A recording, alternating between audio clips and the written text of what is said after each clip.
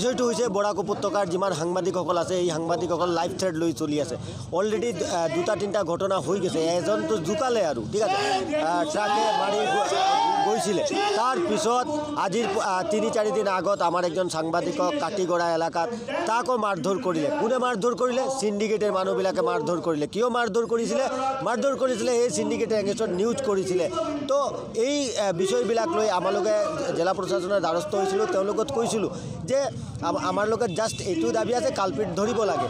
তাৰ এই কথা কোৱাৰ পিছত একদিনও যোৱা নাই আৰু একজন সাংবাদিকক, আমাৰ শিলচৰৰ সাংবাদিক হিমু লস্কৰ নাম, তাও কিন্তু এই সিন্ডিকেটেৰ মানুহে কৈছে টিপাৰ দি উৰাই দিব। তো এতিয়া গোটেই বৰাক উপত্যকাৰ সাংবাদিকৰ জীৱন সংশয় কৰিছে, কিন্তু কাছাৰ জিলা প্ৰশাসনে আজি এতিয়ালৈ এটা কালপিটো ধৰিব পৰা নাই।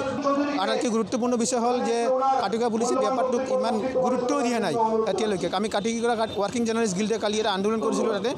সেই আন্দোলনৰ ফলত দুজনক লৈ আহিছে, আটক কৰিছে বুলি কৈছে পুলিচে।